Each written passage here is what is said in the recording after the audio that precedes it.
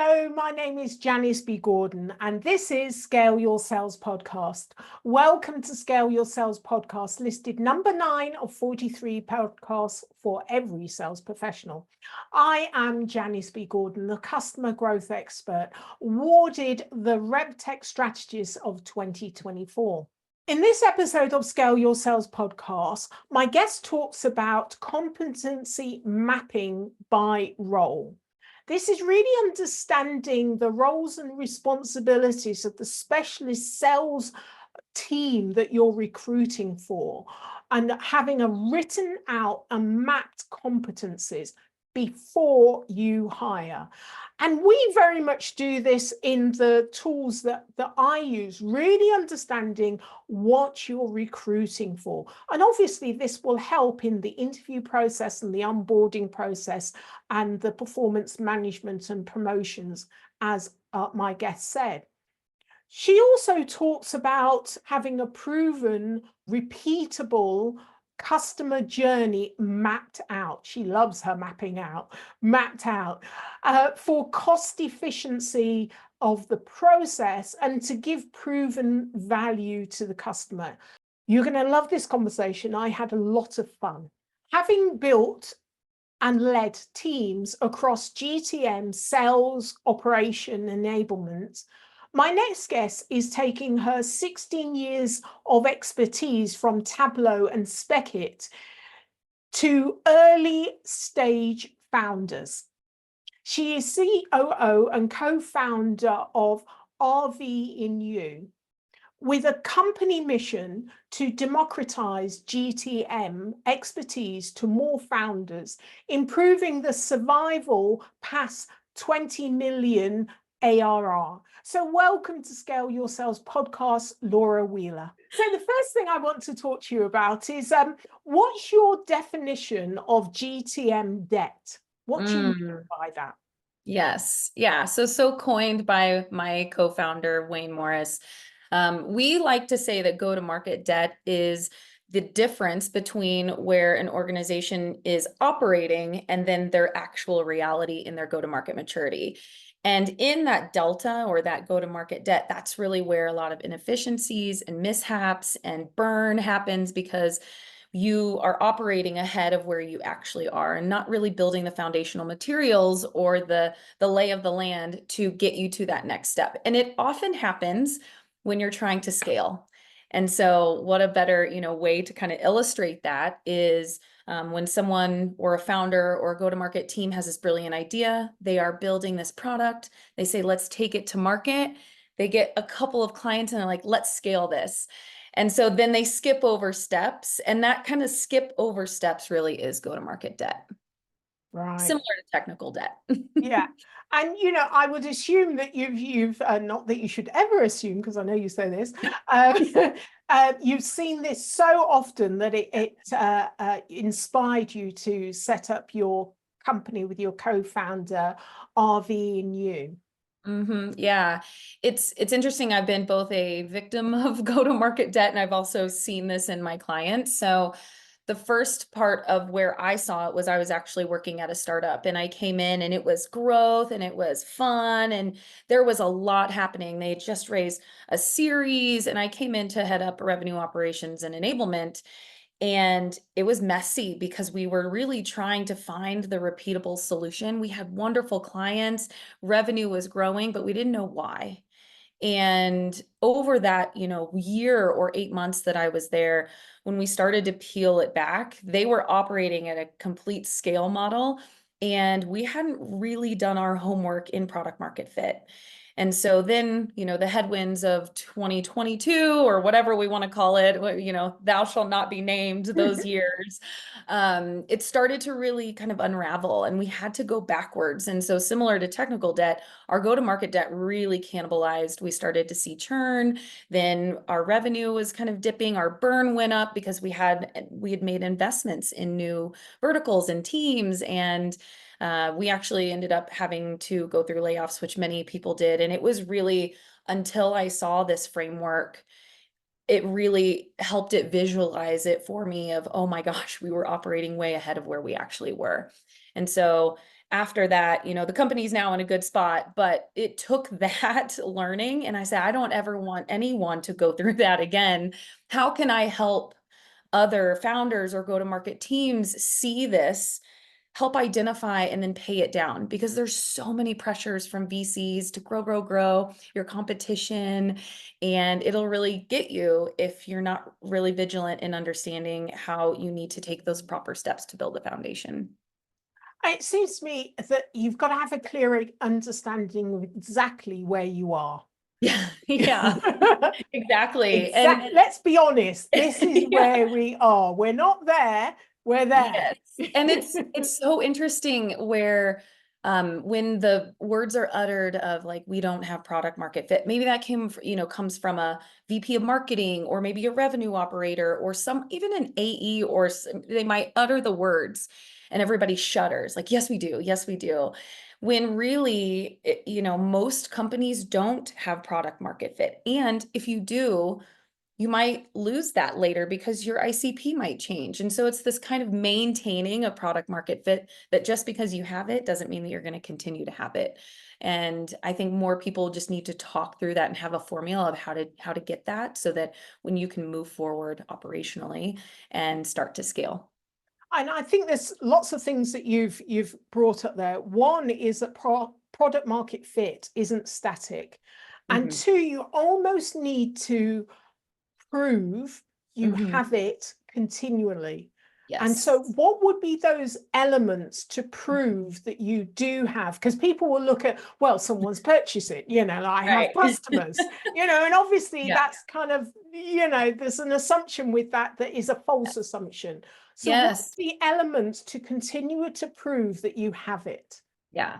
And I love that you said false assumptions, because we call those anti-patterns in the business. And so really we look at it at 4 different pillars. The first one is the foundational client. So we need to understand who our initial ICP is.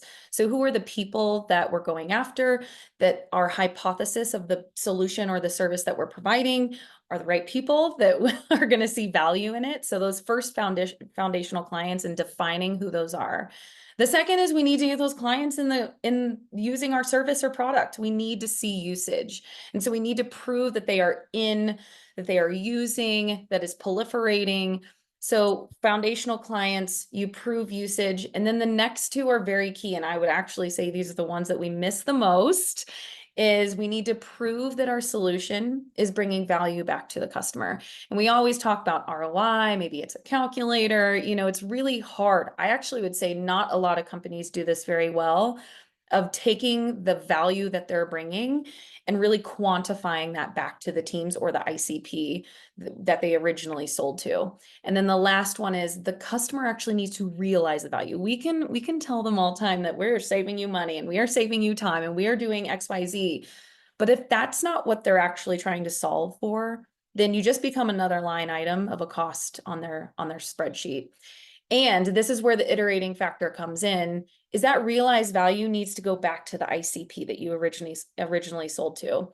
And if they don't then care about that anymore, that's going to be really hard to capture renewal. You're going to start to see churn later. So that's where an iterating function of your ICP comes. So the realized value that we say in that last pillar of like product market fit needs to be about 10 to 20% of what they are paying to what they're getting out of you. And so that is a whole cyclical nature that you need to really start to focus in on. And once you can prove all 4 of those and maintain, then you can go over to scale. And that's where you can prevent your go-to-market debt. Okay, so I love this. You've given me a structure here. So like we're going to focus on 3 and 4.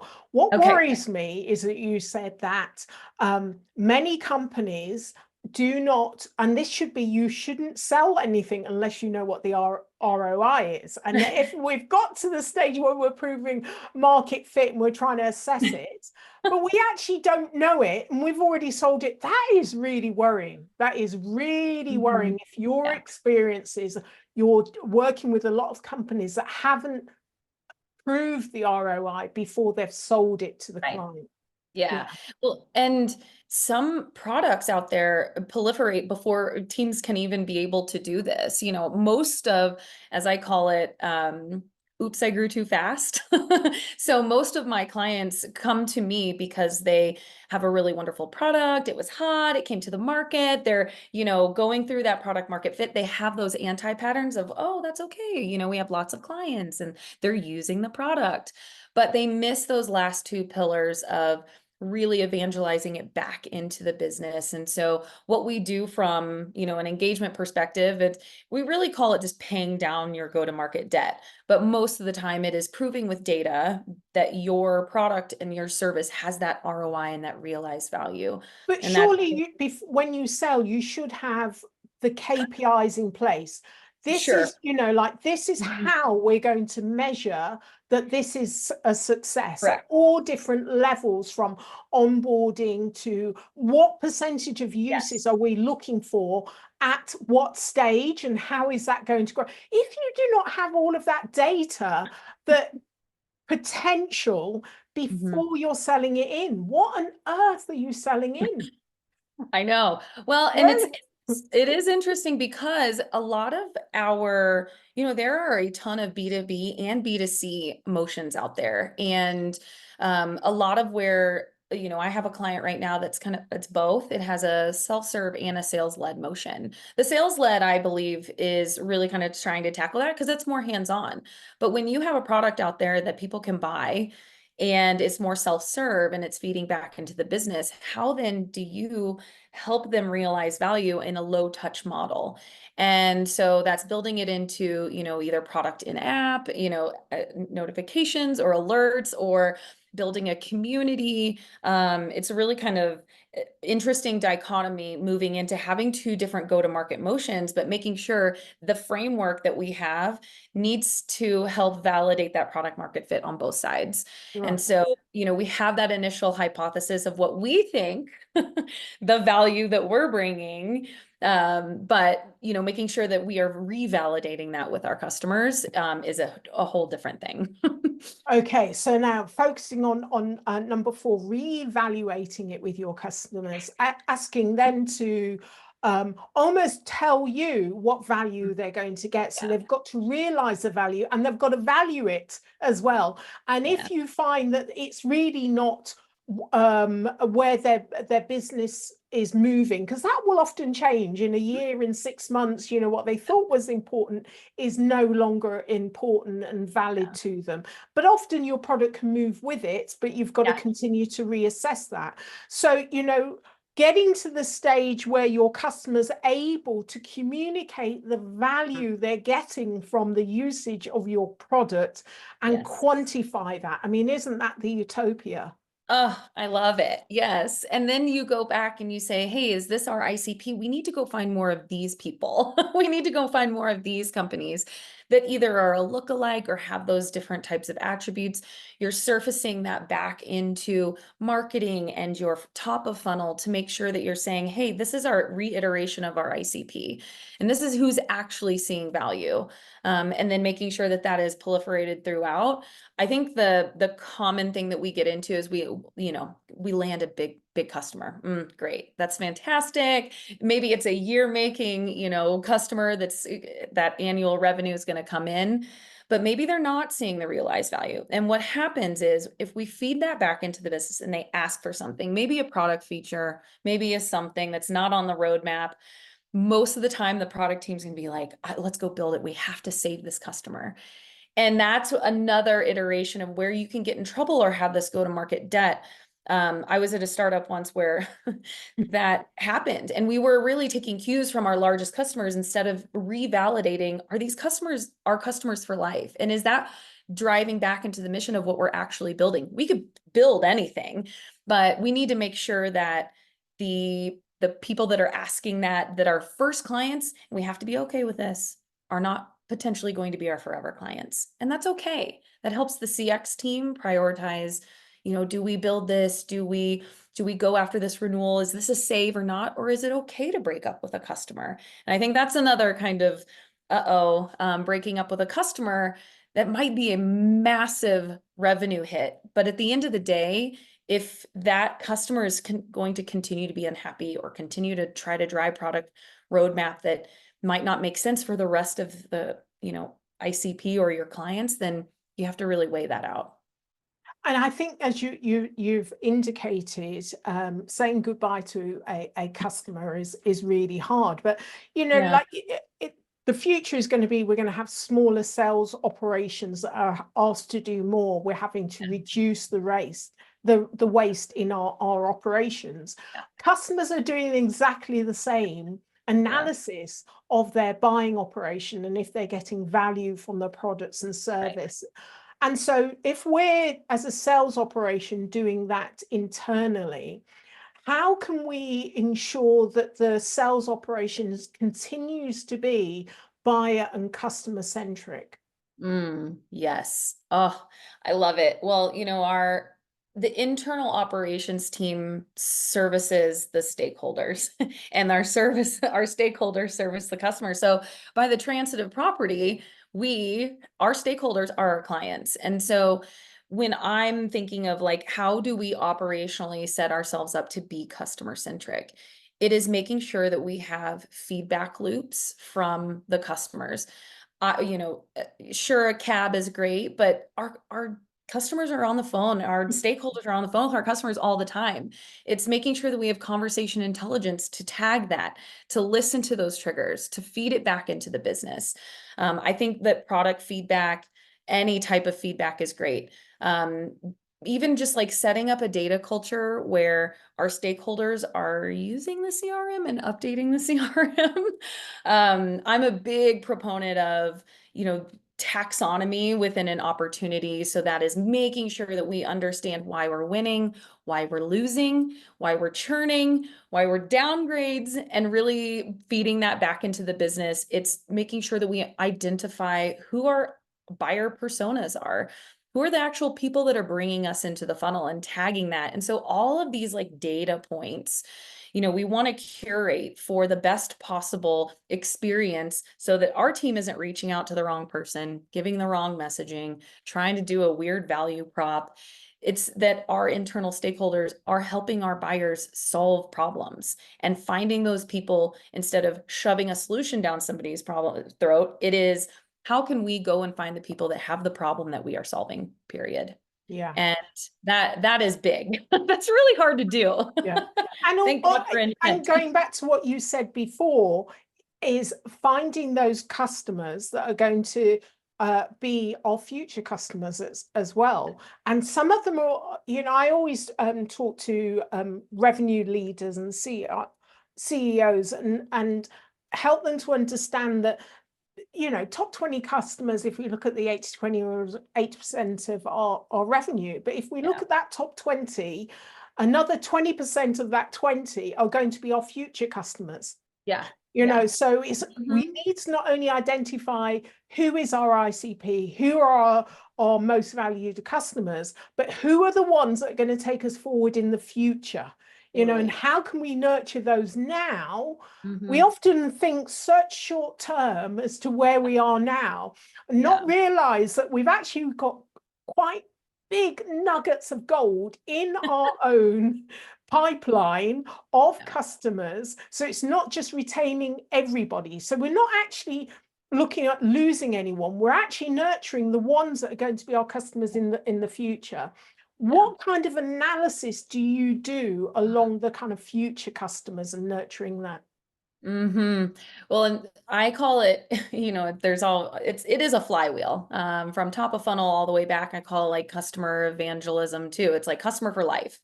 And as, an operator, what we like to do on the kind of the post-sale side, just like that portion of the flywheel, we like to look at attributes of customers that are, we have our CX team think about, hey, would this person give a G2 review, or would they show up to a cab, or would they give a referral, or would they speak on a podcast? And it's interesting to try and these aren't things that are in a database somewhere. It is the interaction that you have with your customer and the customer experience.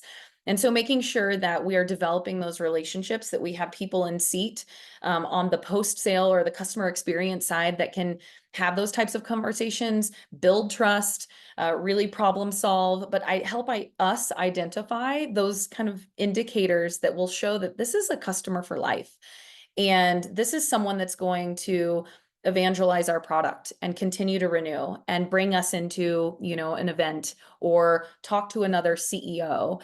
And for those, that's the kind of golden nugget, I guess, if you would say it. And it's really up to like our humans on that side to like track those behaviors and make sure that we are keeping those customers for life. I will also say, I've had a lot of customers that have left and then come back. We call them boomerangs, and that's great because we might have been too early for them, or but it's also continuing to nurture like, hey, why did you leave? And what can we do in the future, or what could we have done? And maybe it's just, hey, this was a timing thing, or maybe it was a product feature, but also capturing that so that maybe that they can come back and be a customer again in a shorter cycle because they have previously been a customer. So it's not always bad breaking up. It's like, hey, maybe what's the phase, maybe it's take two there. And it's winning back customers. Is easier than people think because they've already got some experience of you. Totally. It's not always that they go because it's a bad experience. Someone may have moved companies. Lots of things can happen.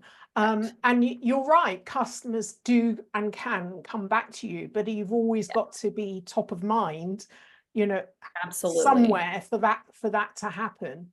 Yes. Yeah. The last CEO that I worked at, she was fantastic at keeping a pulse on those that were clients, and then they had either churned, and really like understanding why. And she was really good at that. And I know that it meant a lot also from the perspective of the CEO reaching out and saying, hey, how could we have done better? Was it a customer experience? Was it a product? Was it XYZ? And then we note that. And then if we're fixing that in the future, or here now, we can identify like it's the right time for maybe you to be a customer again, and alerting that. So I think it's interesting. You've really highlighted something, the role of CEOs and how that's evolving and changing as well, and being a lot closer to their customers rather than this ivory tower or just answering to investors. Yes, that has to happen, but really, what is their role in the company in order to ensure revenue success going forward? How they need to make sure that they have a really good profile, that they're making statements online, that they're visible and they're active within the organization. So they have a role to play within revenue generation. And I don't think, all CEOs see it that way. They might not. I mean, I was such a fan of that like undercover boss show because, the CEO would go undercover on front lines. And like, to me, I would love more CEOs to have that mentality.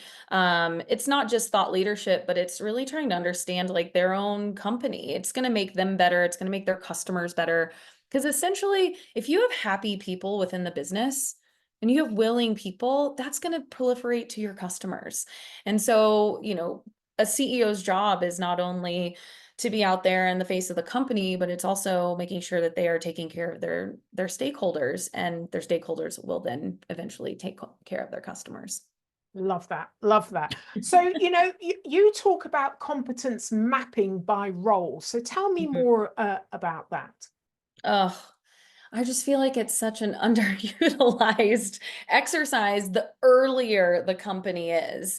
I've seen a lot of early stage startups, maybe they're hiring their first XDR. I just call it XDR because who knows what we're calling them these days. Or their initial founding AE, or bringing in a revenue operator. And so often they skip over the steps of really mapping out what are the actual, not skills on the hard skills. Maybe you need to have XYZ proliferation or proficiencies in this tech stack or whatever, but it is really mapping out who do we need in this role? How do they interact with the customer? How do they interact with our stakeholders?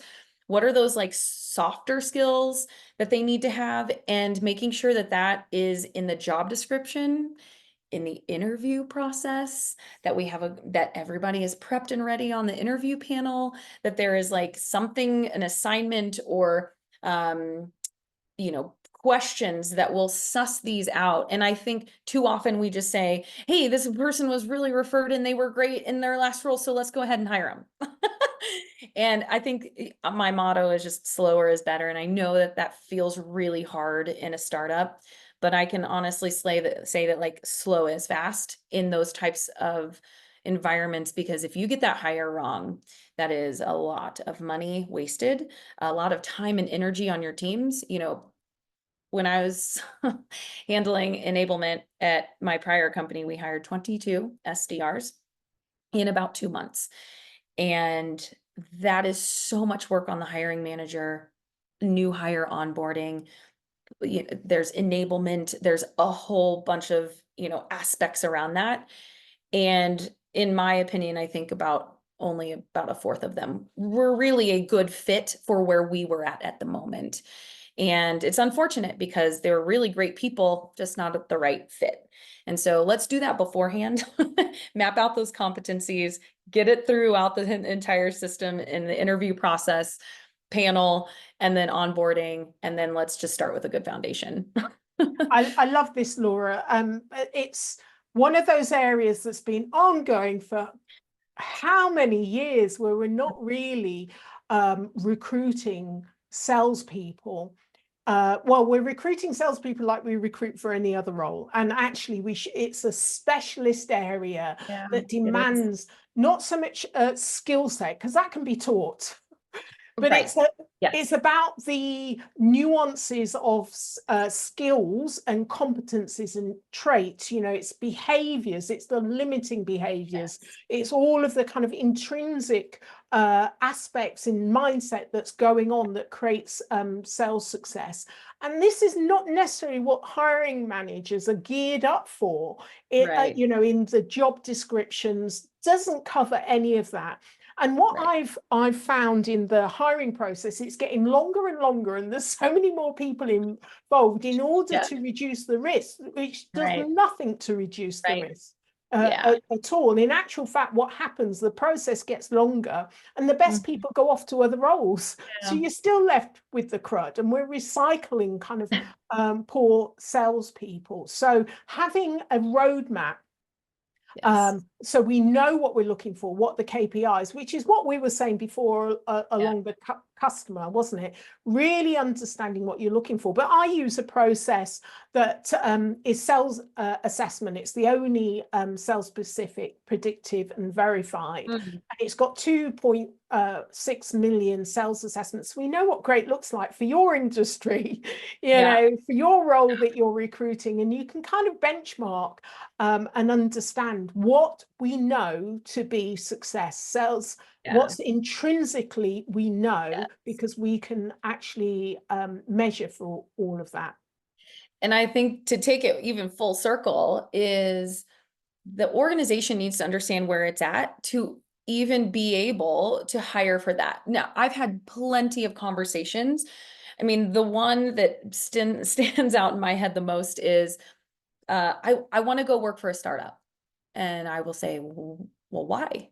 Like, why?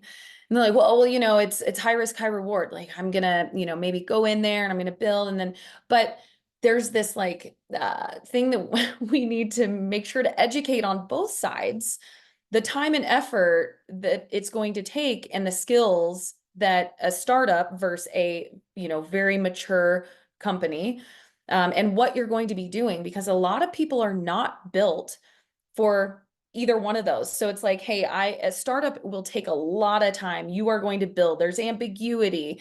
You are, you might not have all the tools and resources. There's you're just nothing in place. It's figure it out yourself. You're just gonna have to figure it out. And some people thrive in that.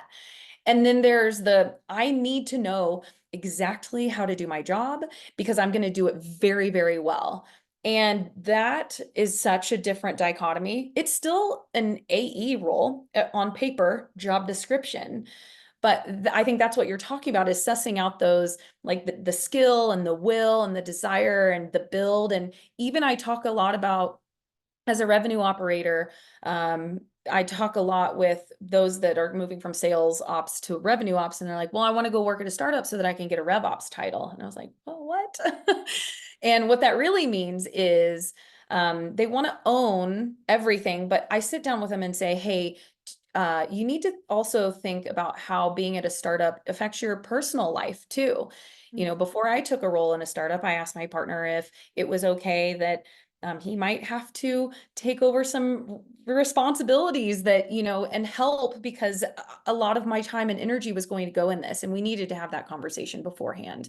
And so making sure that you're aligned not only from the job description and the hiring process and everything in the company, but also what's happening and where are you at in your life to make sure that you have time to dedicate to either one of those. It's just different. Yeah, very different, very different. And like really being informed and asking people to manage your expectations. It's, you know, past performance is not an indicator of future performance, but past experience is not an indicator that you think you know what happens in that organization at that level. It's going to be the same. So yeah, you've got to do your due diligence. Yeah. Amen. So Laura, yes, who is your hero or shero? Oh, I mean, obviously it has to be a shero. And when I was thinking about this, I was pulling together my list of competencies and criteria of who my shero was. And I think it is someone who is an advocate, is unique, and can show up in their own way. That is an evangelist. She is child-free by choice. So am I. And so to me, I thought of Dolly Parton. I'm like, she's out there. She is a wonderful activist. She's an entrepreneur. I love artists in the singing community, and just what she's done from an activist and an education perspective, I just really admire her. So I love me some Dolly Parton. And you know what, if you think about the time she started, how she decided to chart her own path in a very male-dominated industry, and how she's able to manage her own product revenue, take control at the time she started, and she's still an icon even today, how she's navigated all these different generations, and just brilliant. And she was at we have this conference concert, open air concert, that's Glastonbury, and she appeared at Glastonbury, and you would think it's very kind of young and funky and whatever. She went down a storm, completely controlled that audience. You know, people that, you know, hadn't been born when she was, you know, but they absolutely, she knows her product. And I salute you for choosing Dolly Parton. She is a legend. Yeah. She is a legend. I know. I love her so much. She always just like makes me happy. So she's someone to look up to. I love her because she's unapologetic. Oh, yes. And she stands up for what she believes in. And she's a great, you know, godmother, and she's helping communities. And it's incredible. So it's something to strive towards, for sure. Definitely, definitely. Well, thank you, Laura, for giving us Dolly Parton, and and thank you, Laura, for, you know, all of your insight and experience. Absolutely lovely. And I'm really going to remember those 4 pillars. So I really appreciate you. Thank you so much for being a guest on Scale Your Sales podcast. It was my pleasure. Thank you. Thank you for listening to this week's episode of Scale Your Sales podcast. If you like this discussion, feel free to listen to other episodes or watch the captioned show on YouTube and subscribe to future episodes. I would really appreciate it if you would leave a positive review on iTunes. Thank you.